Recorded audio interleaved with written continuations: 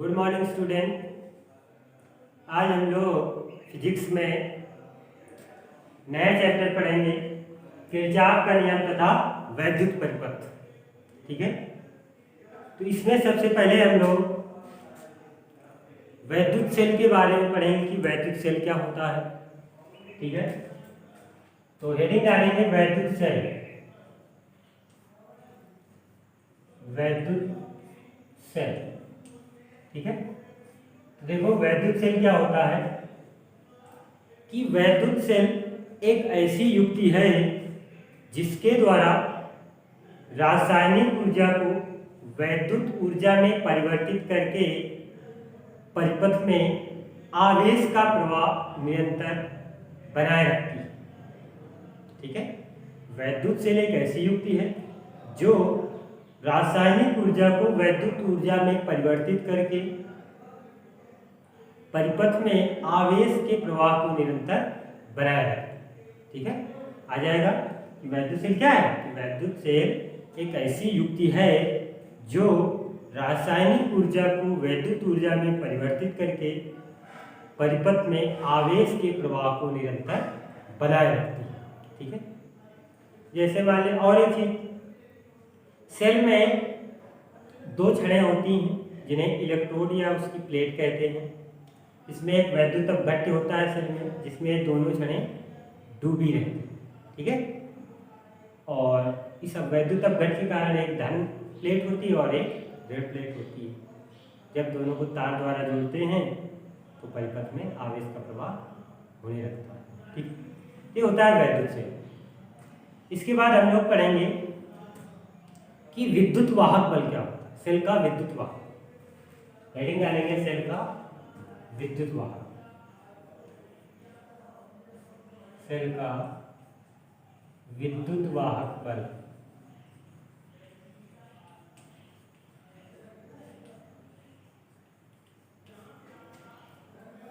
Cell का विद्युत वाहक बल।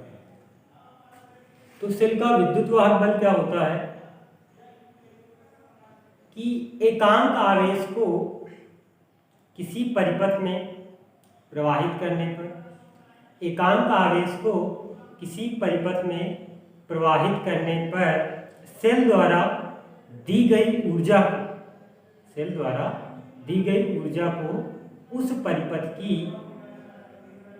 सेल उस परिपथ की विद्युत वाहक बल कहलाता है।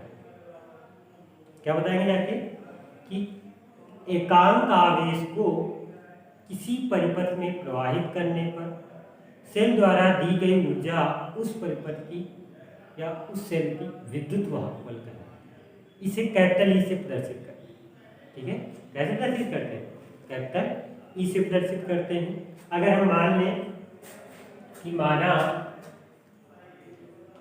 क्यू आवेश को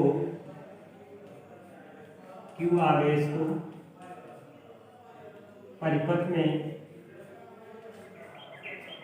प्रवाहित करने पर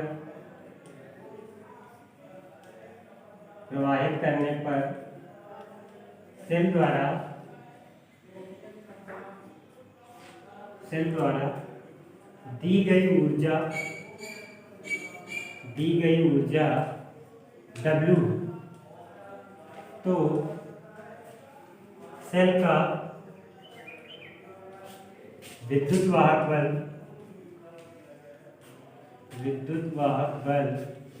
E बराबर होता है फार्मूला W/Q। ठीक है, ये होता है फार्मूला E बराबर W/Q, क्योंकि सेल के विद्युत वाहक बल को कैपिटल E से प्रदर्शित करते हैं। फार्मूला होता है E बराबर W/Q। मात्रा जो इसका होता है जूल प्रति कूलाम या वोल्ट होता है। ठीक है, इसी प्रकार वैद्युत विभव का भी मात्रक जूल प्रति कूलाम या वोल्ट होता था। उसी प्रकार सेल का विद्युत वाहक बल जो होता है उसका मात्रक ये क्या होता है? जूल प्रति कूलाम या वोल्ट। अगर हम मान लें कि किसी परिपथ में आवेश प्रवाहित करने पर जो आवेश का मान है वो 1 कूलाम है और सेल द्वारा दी गई ऊर्जा जो है वो 1 जूल है, तो जो सेल का विद्युत वाहक बल होगा वो 1 वोल्ट होगा। मतलब इसमें भी क्या होगा कि 1 वोल्ट बराबर क्या आएगा, 1 वोल्ट बराबर 1 जूल प्रति कूलम्ब। यहाँ से हम 1 वोल्ट की परिभाषा बता सकते हैं कि यदि किसी परिपथ में 1 कूलम्ब आवेश प्रवाहित करने पर सेल द्वारा दी गई ऊर्जा 1 जूल है, तो उत्पन्न विद्युत वाहक बल क्या होगा, 1 वोल्ट। ठीक है, ये सेल का विद्युत वाहक बल है। ठीक है, अगर हम इसका विमा निकालना चाहें सेल का विद्युत वाहक बल का, तो इसी फार्मूला से निकाल सकते हैं, E बराबर W/Q से। अगर हम विद्युत वाहक बल की विमा निकालना चाहें, विमा, तो W जो है वो किया गया कार्य ऊर्जा है, इसकी विमा क्या होती है, mL²T⁻²2 अपॉन Q जो है वो आवेश है, इसकी होती है AT। ठीक, तो इसको ऊपर ले जाएंगे तो ये बन जाएगा mL²T⁻³ A⁻1। यह जाएगी सेल की विद्युत वाहक बल की विमा। ठीक है, इसके बाद हम लोग पढ़ेंगे टर्मिनल विभवांतर के बारे में कि टर्मिनल विभवांतर क्या होता है। ठीक है, तो देखेंगे टर्मिनल विभवांतर क्या होता है। टर्मिनल विभवांतर जो होता है किन्हीं दो बिंदुओं के बीच होता है। जैसे वैद्युत विभवांतर होता था, उसी प्रकार टर्मिनल विभवांतर भी होता है। तो हेडिंग डालेंगे टर्मिनल विभवांतर, टर्मिनल विभवांतर। ठीक है, तो टर्मिनल विभवांतर क्या होता है, देखो कि किसी वैद्युत परिपथ में एकांक आवेश को किन्हीं दो बिंदुओं के बीच प्रवाहित करने पर सेल द्वारा दी गई ऊर्जा को सेल का टर्मिनल विभवांतर। क्या बताएंगे जाके, किसी वैद्युत परिपथ में एकांक आवेश को किन्हीं दो बिंदुओं के बीच प्रवाहित करने पर सेल द्वारा दी गई ऊर्जा को सेल का टर्मिनल विभवांतर कहते हैं। ठीक है, और जो टर्मिनल विभवांतर है, टर्मिनल विभवांतर को मापने के लिए वोल्ट मीटर का उपयोग करते हैं। ठीक है, वोल्ट मीटर जो है वो टर्मिनल विभवांतर को मापता है। क्या बताएंगे जाके, किसी वैद्युत परिपथ में किन्हीं दो बिंदुओं के बीच एकांक आवेश को प्रवाहित करने पर सेल द्वारा दी गई ऊर्जा को सेल का टर्मिनल विभवांतर कहते हैं। इसे मापने के लिए वोल्ट मीटर का उपयोग करते हैं। ठीक है, अगर हम मान लें कि माना Q आवेश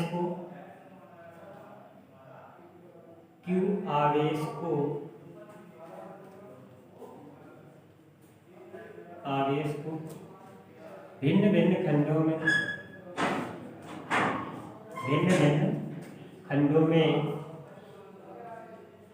प्रवाहित करने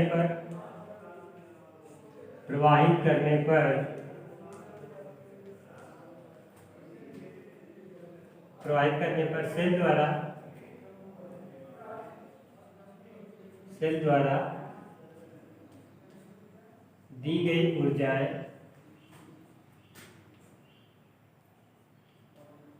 W1, W2, डॉट है, तब कुल ऊर्जा W बराबर होगा W1 plus W2 plus W3 plus data, जितने भी खंड होंगे। ठीक है, अतः क्या जाएगा, E बराबर W/Q, या इसको लिख सकते हैं W1/Q plus W2/Q plus W3/Q plus dot dot dot. अगर मान लेते हैं W1 के सिरों के बीच का जो विभवांतर है वो V1 है, W2 के V2 है, W3 के V3, इस तरीके से इसको हम लिख सकते हैं E बराबर, ये W/Q को हम V भी लिख सकते हैं, चाहो तो लिख सकते हैं E बराबर V बराबर V1 plus V2 plus V3 plus data, क्योंकि V बराबर क्या होता है W पॉइंट। ये होता है सेल का टर्मिनल न्यूक्लियस। अगर चित्र बनाना चाहें तो इस तरीके से बना सकते हैं। यहाँ पर एक सेल जोड़ देंगे, ठीक है।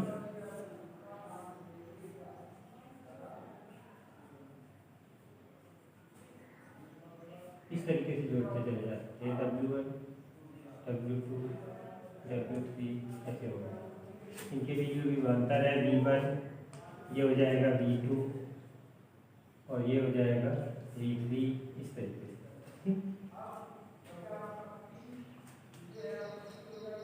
तो ये होता है सेल का टर्मिनल आ जाएगा। इसके बाद हम लोग सेल के आंतरिक प्रतिरोध के बारे में पढ़ेंगे कि सेल का आंतरिक प्रतिरोध क्या होता है। देखेंगे सेल का आंतरिक प्रतिरोध क्या होता है।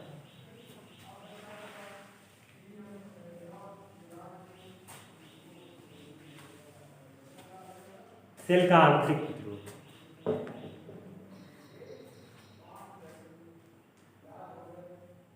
सेल का आंतरिक प्रतिरोध, सेल का आंतरिक। तो सेल के आंतरिक प्रतिरोध की डेफिनेशन हम किस तरीके से बता सकते हैं कि जब सेल की दोनों प्लेटों को किसी तार द्वारा जोड़ते हैं तो सेल में धारा धन प्लेट से ऋण प्लेट की ओर बहने लगती है, जबकि सेल के भीतर घोल में ऋण प्लेट से धन प्लेट की ओर बहती है। ठीक है, क्या बताया, जब सेल की दोनों प्लेटों को किसी तार द्वारा जोड़ देते हैं तो वैद्युत धारा धन से ऋण की ओर बहती है, लेकिन सेल के भीतर सेल के घोल में जो धारा है वो ऋण से धन की ओर बहती है। जिस प्रकार तार धारा के मार्ग में एक प्रतिरोध उत्पन्न करता है, उसी प्रकार सेल का घोल धारा के मार्ग में एक प्रतिरोध उत्पन्न करता है। परिभाषा हम किस प्रकार से बना सकते हैं कि सेल की दोनों प्लेटों के बीच, सेल की दोनों प्लेटों के बीच सेल के भीतर परावैद्युत या वैद्युत अपघट्ट या सेल का घोल कह सकते हैं कि किसी सेल की दोनों प्लेटों के बीच सेल के भीतर सेल के घोल में, सेल का घोल धारा के मार्ग में जो व्यवरोध उत्पन्न करता है उसे सेल का आंतरिक प्रतिरोध कहते हैं। क्या कहने जाते कि किसी सेल की दोनों प्लेटों के बीच सेल के भीतर सेल का घोल वैद्युत धारा के मार्ग में जो व्यवरोध उत्पन्न करता है उसे सेल का आंतरिक प्रतिरोध कहते हैं। क्या बताएंगे जाके कि किसी सेल की दोनों प्लेटों के बीच सेल के भीतर सेल का घोल धारा के मार्ग में जो व्यवरोध उत्पन्न करता है उसे सेल का आंतरिक प्रतिरोध कहते हैं। इसे स्मॉल आर से प्रदर्शित करते हैं। कैसे प्रदर्शित करते हैं? Small r. ठीक है, इसका भी मात्रक ओम ही होगा। वह जो बाह्य प्रतिरोध होता है उसे कैपिटल आर से प्रदर्शित करते हैं। ठीक है,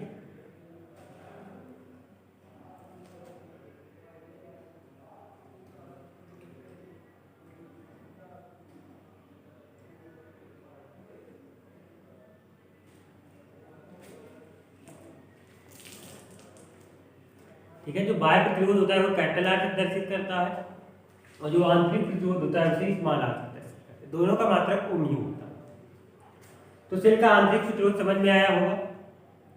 क्या करेंगे, कुछ कंडीशन होती है। सेल का जो आंतरिक प्रतिरोध होता है वो सेल की दोनों प्लेटों के बीच की दूरी के व्युत्क्रमानुपाती। ठीक है, नहीं सॉरी, सेल की दोनों प्लेटों के बीच की जो दूरी है उसके अनुक्रमानुपाती। और जो दोनों प्लेटें होती हैं जिस परावैद्युत पदार्थ में डूबी होती हैं उसका क्षेत्रफल उस क्षेत्रफल के व्युत्क्रमानुपाती। और एक चीज, सेल का जो घोल होता है, सेल के घोल की अगर हम सांद्रता बढ़ाते हैं तो सांद्रता बढ़ाने पर जो सेल का आंतरिक प्रतिरोध होता है उसका मान भी क्या होता है, बढ़ता है। ठीक है। और जो सेल का आंतरिक प्रतिरोध होता है वो सेल के घोल का जो परावैद्युत पदार्थ है उसकी प्रकृति पर भी निर्भर करता है, ठीक है। तो ये कुछ कंडीशन है, इसको ध्यान रखें कि सेल का आंतरिक प्रतिरोध क्या होता है, कैसी कंडीशन होती है। इसके बाद अगली हेडिंग है आंतरिक प्रतिरोध, टर्मिनल विभवांतर और विद्युत वाहक बल में संबंध। सेल के आंतरिक प्रतिरोध, सेल का आंतरिक प्रतिरोध,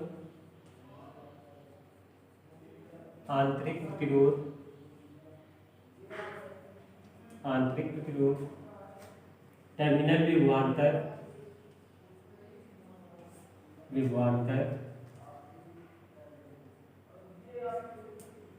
सेल के आंतरिक प्रतिरोध, टर्मिनल विभवांतर तथा विद्युत वाहक बल में संबंध, ठीक है।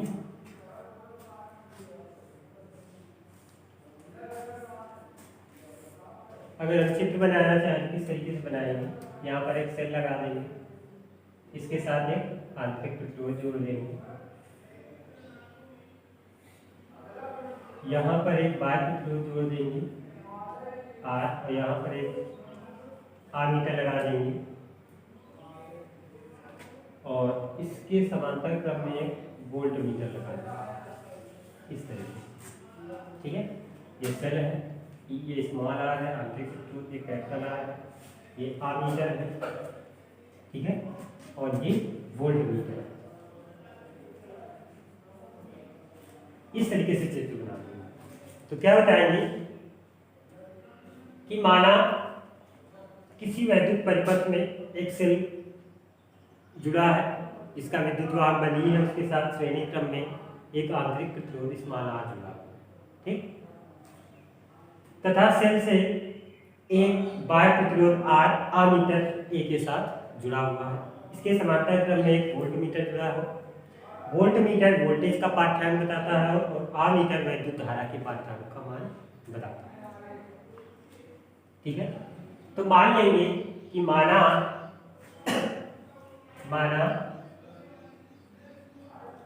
परिपथ में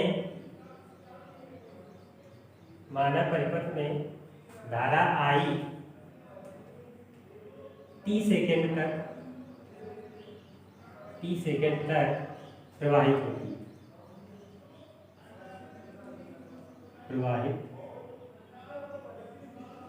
है, ठीक है।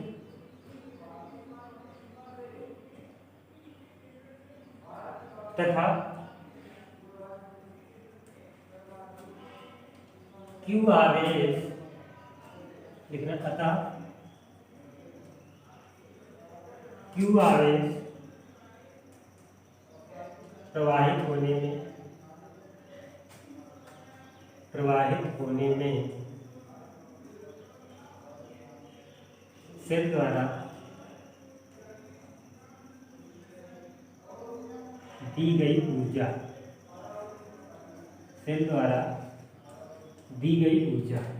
W बराबर वो आ जाएगा E इंटू क्यू।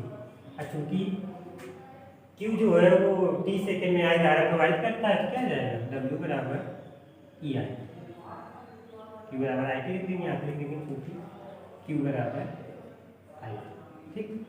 तो W बराबर क्या आ गया, E आई टी आ गया। इसको क्वेश्चन फर्स्ट डाल देंगे। अब क्या करेंगे जाके, जो बाह्य कार्य है वो प्रतिरोध R के कारण उत्पन्न होगा, ठीक है। मान लेंगे कि माना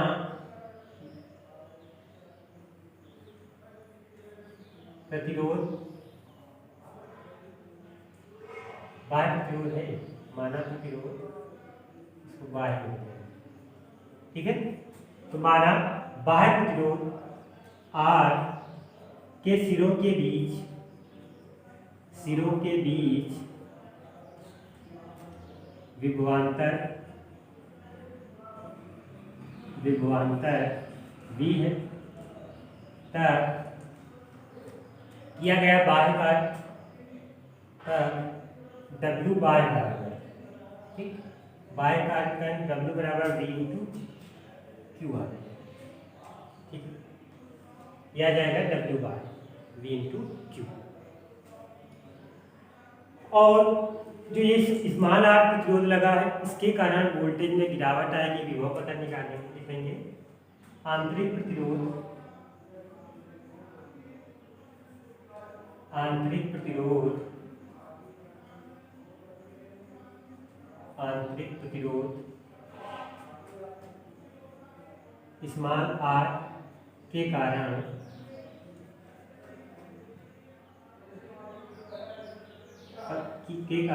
विभव पतन, विभव पतन V डैश बराबर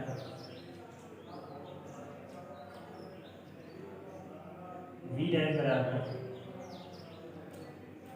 आई आर, ठीक है, यह आ जाएगा। तो W बराबर क्या आ जाएगा, विभव पतन हुआ है तो W बराबर होता है V इंटू क्यू। तो तब W आंतरिक निकालेंगे, आंतरिक कार्य वो आ जाएगा V dash into Q. V dash का मान है आई आर इंटू क्यू का मान वही रखेंगे आई टी, ये आ जाएगा आई स्क्वायर आर, ठीक है। ये W बाय आ गया V इंटू क्यू और यह आ गया W आंतरिक। अब किया गया पूरा कार्य निकालेंगे, वो क्या आ जाएगा, चित्र को हम साफ करते हैं, ठीक है। तो ये आ जाएगा, अतः संपूर्ण कार्य निकालेंगे W बराबर से W बाय प्लस W आंतरिक, ये आ जाएगा, ठीक है। तो W का मान हम लोग निकाल चुके थे, ई आई टी रख देंगे W के स्थान पे, बराबर W बाय क्या हो जाएगा, W बाय है V into Q plus W आंतरिक जो है वो क्या है I square R, I square R. V बराबर हम बाह्य प्रतिरोध के लिए V बराबर आई आर लिख सकते हैं, यह आ जाएगा ई आई टी बराबर, इसमें रख देना क्या, V बराबर आई आर होता है, इसमें आ जाएगा आई स्क्वायर आर टी प्लस यह आ जाएगा आई स्क्वायर आर टी, ठीक है।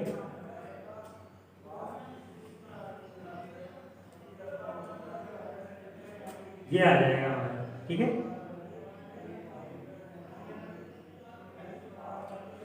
या ऐसा कर दे, इस V को I कॉमन लेके दोनों से कट सकता है, आई टी जो है वो दोनों पक्षों से कॉमन होकर कट सकता है।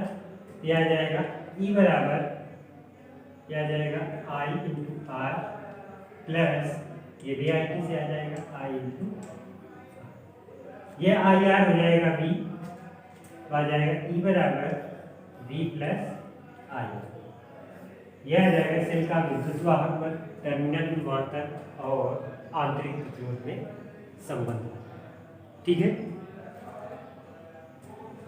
ये E बराबर जो V प्लस आई आर आया है, इसके कहने का मतलब है कि जब सेल परिपथ को धारा दे रहा हो या सेल द्वारा धारा दी जा रही है, तब फार्मूला होता है E बराबर V प्लस आई आर। इसके कहने का मतलब क्या होता है कि जब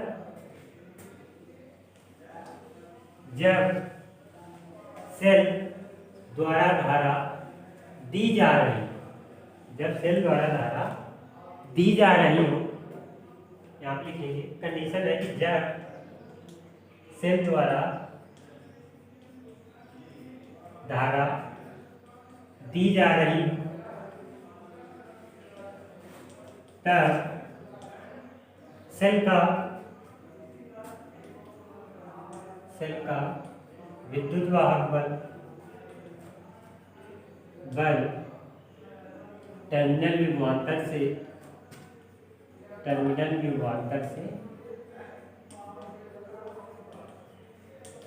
अधिक होता है। ठीक है, अधिक होता है। ठीक, तब फार्मूला अधिक होता है मतलब कि जो ई होता है इज ग्रेटर देन वी होता है, तब फार्मूला यही होता है ई बराबर वी प्लस आई। ठीक है, फर्स्ट कंडीशन में। सेकंड में है कि जब सेल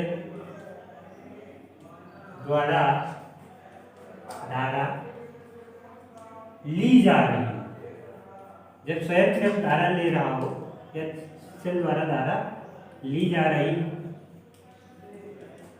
तब टर्मिनल विभवांतर